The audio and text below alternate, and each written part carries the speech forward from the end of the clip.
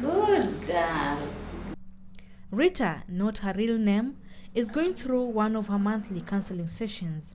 At only 4 years old, she is being counseled after being sexually molested by a neighbor. Margaret Busiro, her counselor, says Rita couldn't speak when she started the sessions that also prepared her for court against her abuser. But now, just a few sessions later, she's able to open up and speak freely with others on the incident that robbed her of innocence. Nilisema unakimbia unatoroka.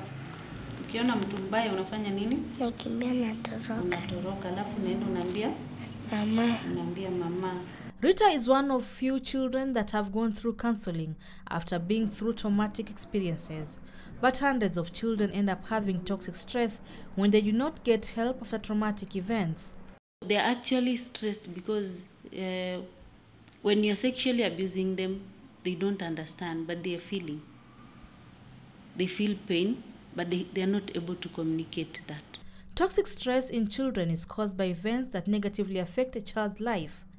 Toxic stress occurs when a child experiences strong, frequent, or prolonged adversity, such as physical or emotional abuse, chronic neglect, caregiver substance abuse or mental illness, exposure to violence, or the accumulated burdens of family and economic hardships without adequate adult support. Miriam Wangara, a children's lawyer at The Cradle, a non-profit organization that provides legal services for disadvantaged children, says most children that have to be represented in court by a lawyer like herself also need counseling.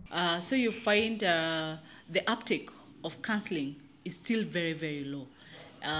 We have parents who come with their children who have been abused, and we tell them you have to do a certain number of counseling sessions before even they get to see the lawyer. And they are very elusive. They don't want to do it. So it's something that we need to be educated about. What is the place of counseling, especially in trauma and stress. She represents children in divorce cases that are stressful for children. Counseling sessions that include play therapy, where a counselor uses toys and play sessions to get to the heart of a child, are some of the techniques that are used by child counselors. If there's family violence, they have drawn someone who is a giant, someone who has very big eyes and abnormally big and looking very ugly and bad person.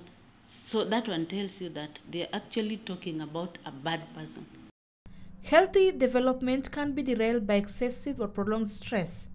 Such toxic stress can have damaging effects on learning, behavior, increased stress-related diseases way into their adult life. Suddenly change, and they're not eating well, or they're eating too much, or they're eating too little, or they don't have appetite, hawakuli, they don't want to eat.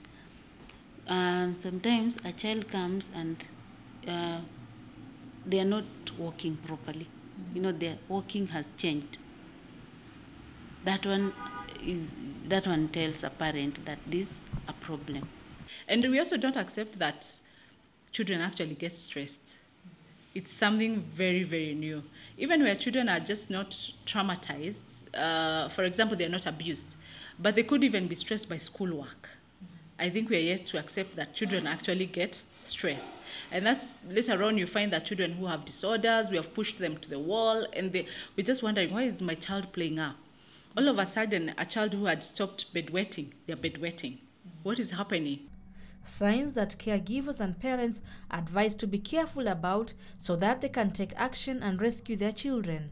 Agnes Penda, KTN News.